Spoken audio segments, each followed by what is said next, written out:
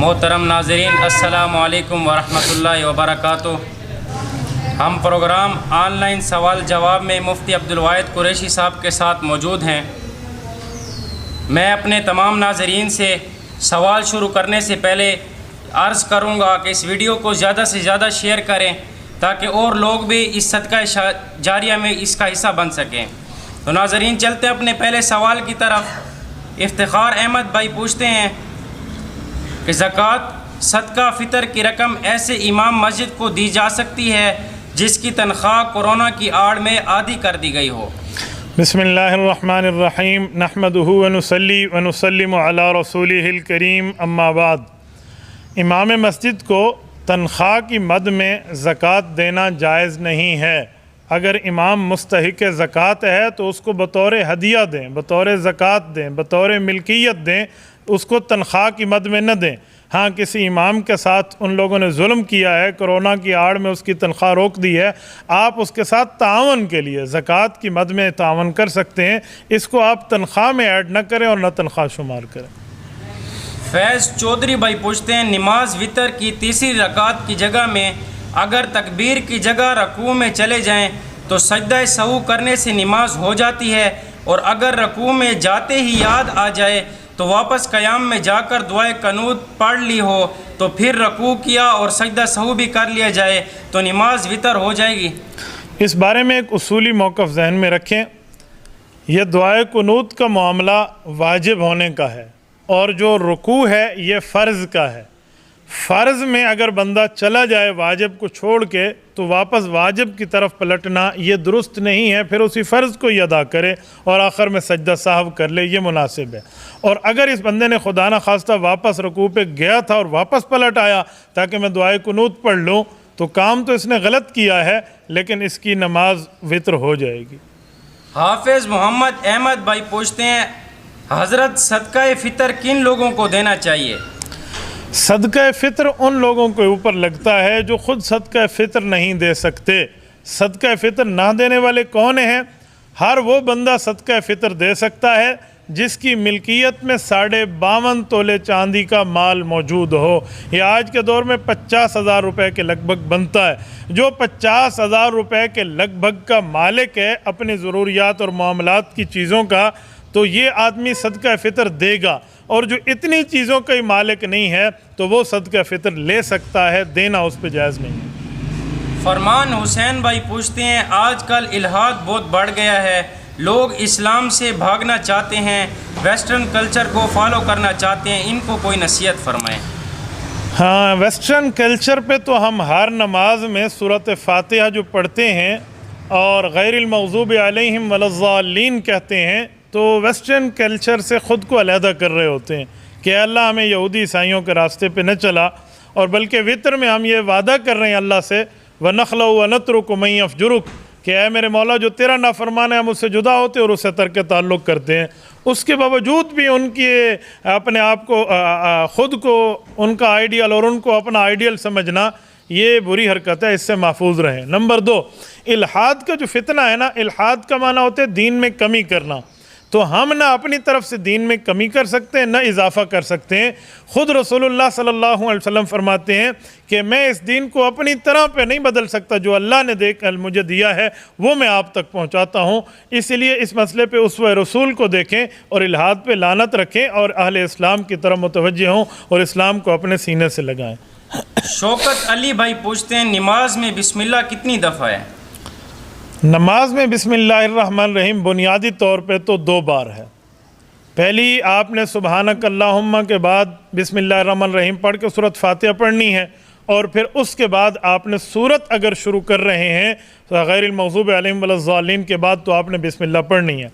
और ये मुक्तदी जो है वो नहीं पढ़ेगा, क्योंकि मुक्तदी के ज़िम्मे किरात है नहीं, इमाम के ज़िम्मे है। मुक्तदी ने सिर्फ़ सूरत फ़ातिहा सिर्फ़ सुबहानक अल्लाहुम्मा वली सना पढ़नी है, बस। इसके आगे मुक्तदी के ऊपर ना औज़ु बिल्लाह है न बिस्मिल्लाह है। हमारे लोग क्या करते हैं, वो अल्हम्दुलिल्लाह तो नहीं पढ़ते, औज़ु बिल्लाह बिस्मिल्लाह पढ़ के खामोश हो जाते हैं। जी नहीं, ये तरीका नहीं है। मुक्तदी का तरीका है सना पढ़े और ख़ामोश हो जाए, इस पर बिस्मिल्लाह वगैरह नहीं है। हाँ, ये मुनफरिद है, अकेला पढ़ रहा है तो फिर बिस्मिल्लाह भी पढ़ेगा और सूरत के शुरू करने से पहले बिस्मिल्लाह पढ़ेगा, यह मसनून है। और अगर ये इमाम है तो भी ऐसा करेगा। तो ये छोटा सा फ़र्क है इमाम और मुक्तदी का, इसे गौर से समझना चाहिए। इज़्ज़तुल्लाह हकानी भाई पूछते हैं क़ज़ाए एतकाफ़ रमज़ान में अदा कर सकते हैं? जी हाँ, अदा हो सकती। सनाउल्लाह भाई पूछते हैं मैं हज बदल पर जा रहा हूँ अपनी वालदा की जगह, मैंने हज किया हुआ है और कुर्बानी वालदा की हज के दौरान करूँ क्या? मैं अपनी कुर्बानी भी सऊदी अरब में करूँ या पाकिस्तान में कर सकता हूँ? दो बातें हैं। नंबर एक है कुर्बानी हज वाली, एक है कुर्बानी बकरा ईद वाली। लोगों ने दोनों को एक समझा हुआ है, ये अलग अलग हैं। जो हज की कुर्बानी है वो दम शुक्र है, अल्लाह के रास्ते में शुक्रिया के तौर पे कुर्बानी पेश की जा रही है, और जो बकरा ईद की है वो रसूलुल्लाह सल्लल्लाहु अलैहि वसल्लम की तरफ से वसत वाले पर वाजिब कर दी गई है। तो इसमें दो बातों का फ़र्क समझें।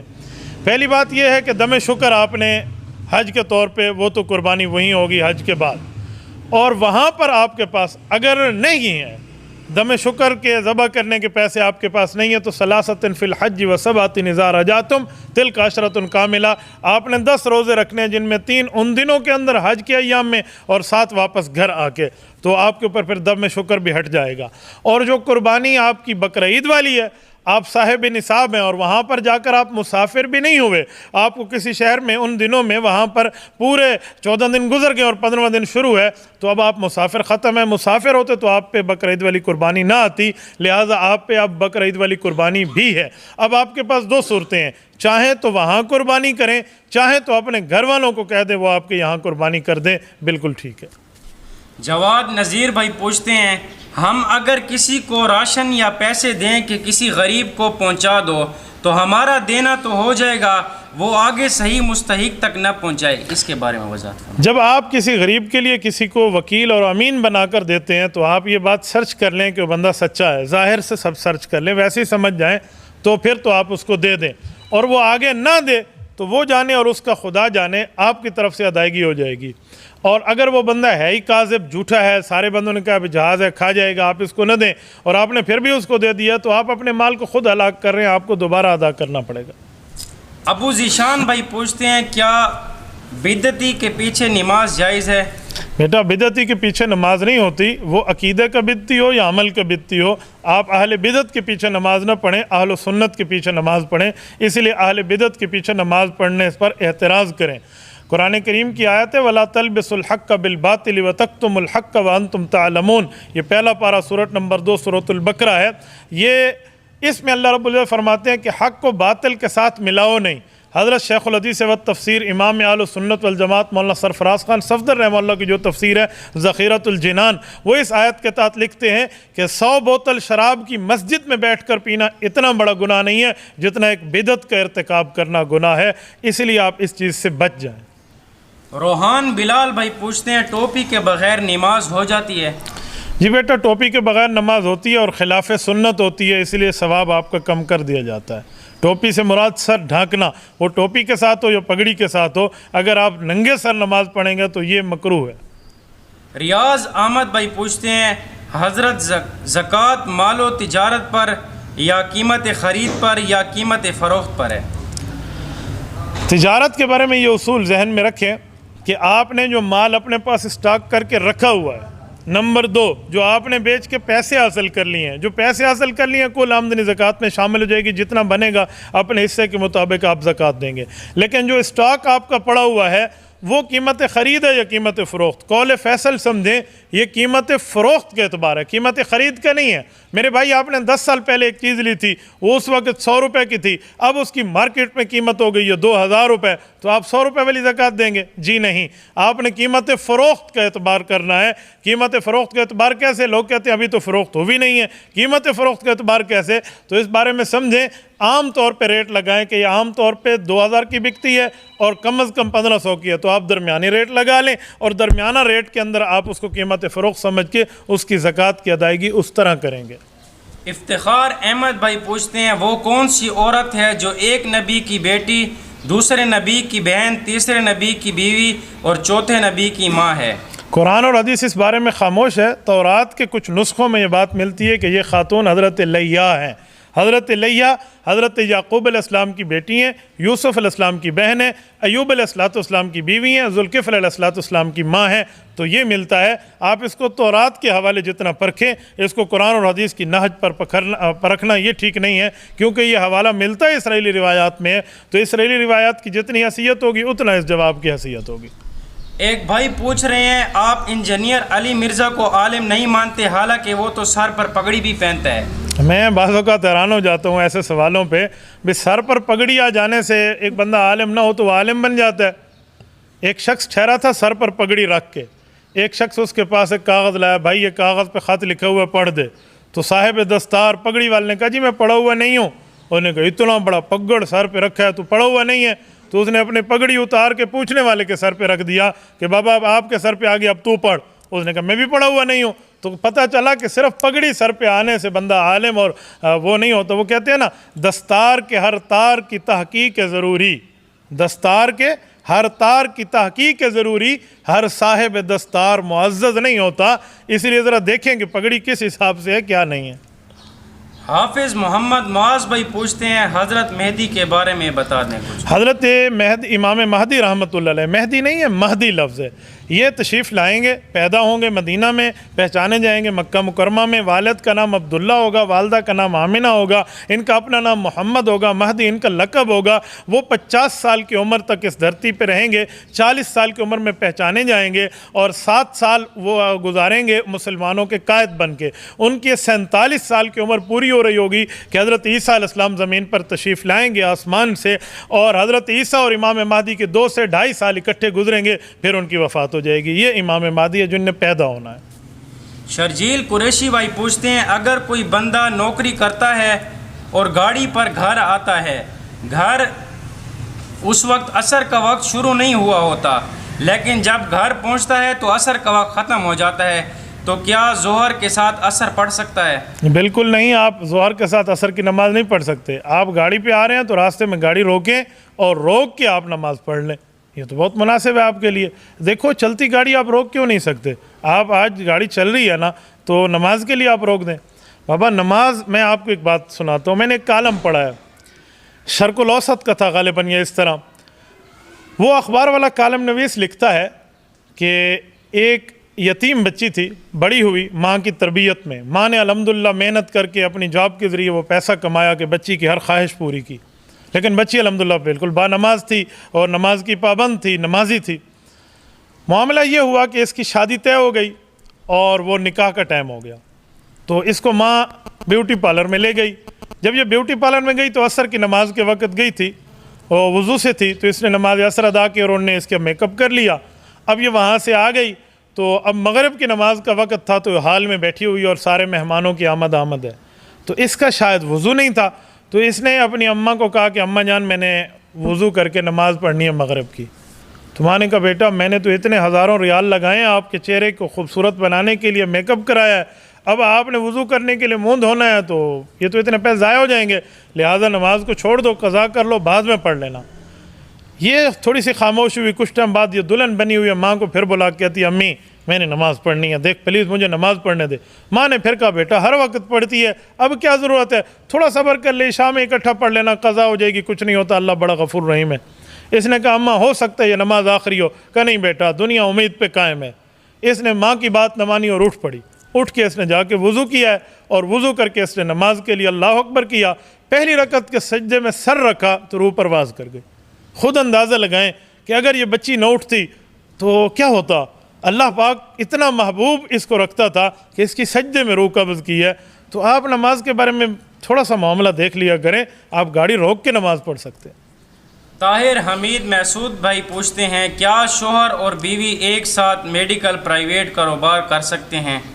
बिल्कुल जायज़ है, क्यों नहीं, पार्टनर बन के कर सकते हैं, लेकिन ये जहन में रखें खामन बीवी एक दूसरे से कर्जा न लें। मेरा एक दोस्त मुझे कह रहा था कि मैंने अपनी बीवी से 3000 रुपया कर्ज लिया है और 10 बार अदा कर चुका हूँ, अभी भी 2500 रहता है। तो आपने पार्टनर बना लिया ना अपनी बीवी को, तो आपने उससे कर्जा लेना है और वो क़यामत तक नहीं उतरना। बाकी आप जितना भी हो सके तो इकट्ठा कारोबार में कोई हर्ज नहीं है। शरई मसले के तौर पे कर्ज लेना कोई जुर्म नहीं है, मैं वैसे ही आपको बतौर तभी बात कर रहा हूँ।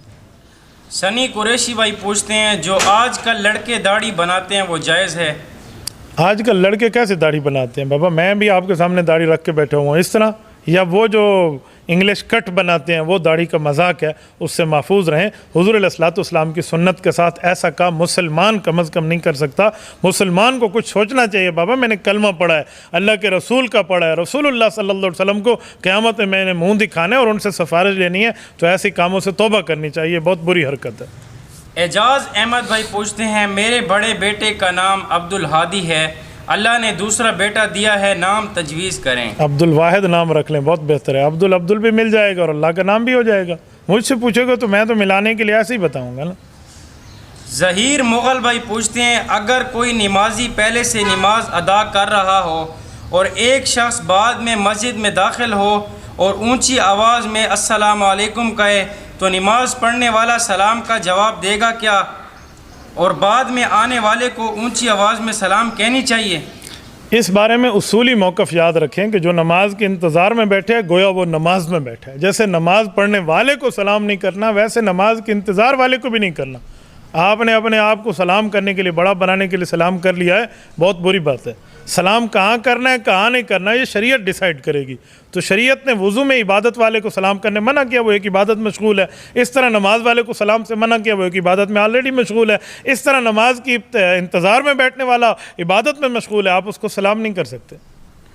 और इस पर वो जो बंदे हैं जिनको सलाम नहीं किया, इसने मसले पे अमल किया, उनको नाराज़ भी नहीं होना चाहिए। भाई मस्जिद बैठे उसे सलाम ही नहीं किया, तो इनको भी दिल बड़ा रखना चाहिए कि वो बंदा मसले पर अमल कर रहा।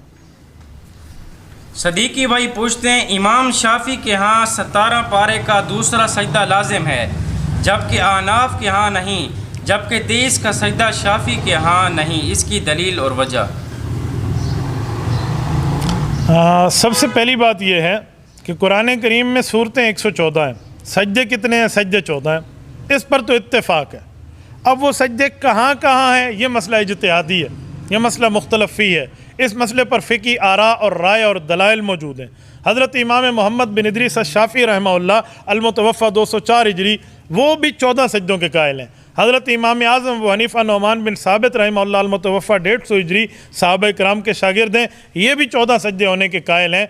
लेकिन वो एक सजदे में थोड़ा सा इख्तलाफ है, भाई इधर नहीं है इधर है, दोनों के अपने अपने दलाइल मौजूद हैं। अगर आप इमाम शाफ़ी रहमहुल्लाह को फॉलो कर रहे हैं तो उनकी बात माने, आप अजर पे हैं। आप इमाम अबू हनीफ़ा रहमहुल्लाह को फॉलो कर रहे हैं तो उनकी बात माने, आप अजर पे हैं।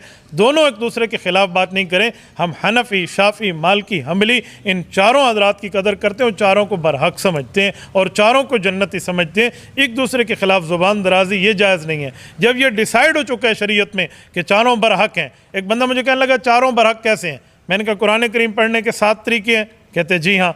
तो मैंने कहा हदीस पाक पे अमल करने के 4 तरीके हैं। 7 किरातों में किसी एक किरात पर अमल करो, अल्लाह का कुरान पढ़ रहे हो। 4 तरीक़ों में किसी एक तरीके पे अमल करो, हुज़ूर का फरमान पढ़ रहे हो, हुज़ूर के फरमान पे अमल कर रहे हो। तो इसको देखा करें, थोड़ा सा दिल बड़ा रखा करें। राशिद अल हक शिनवारी भाई पूछते हैं, मैंने ख्वाब में सांप देखे हैं बहुत ज़्यादा। दुश्मन की तरफ इशारा होता है ख्वाब में सांप देखना। अगर वो डस जाए तो बस इसका माना दुश्मन हावी हो गया है, और न डसे आप उसे मार दें तो आप दुश्मन पे हावी हो गए हैं। बाकी अपने नमाज रोज़े के मामलात में देखें, कोई दीनी मसले में कमी तो वाक़ई नहीं हो रही कहीं आपसे। M.A. खान भाई पूछते हैं, क्या सदक़े की रकम इमाम मस्जिद को दे सकते हैं? अगर इमाम मस्जिद मुस्तहिक है तो उस पर ख़र्च करना अफजल है। ये बात याद रखें, जब उम्मत के नबी मौजूद हों तो नबी पर ख़र्च करना यह उम्मत के लिए सबसे अफजल काम था। क्यों?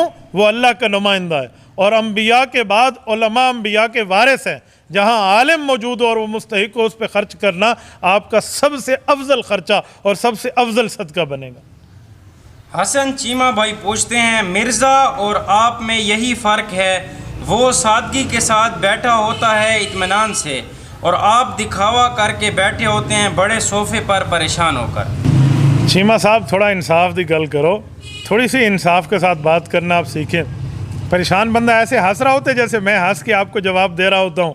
और ज़रा वहाँ भी देखें, 11:15, 12, 12:30, 12:15 मुँह पर क्या क्या बज रहा होता है। नंबर 2, सादगी इसी में है कि सोफ़े पे बैठो या कुर्सी पे बैठो।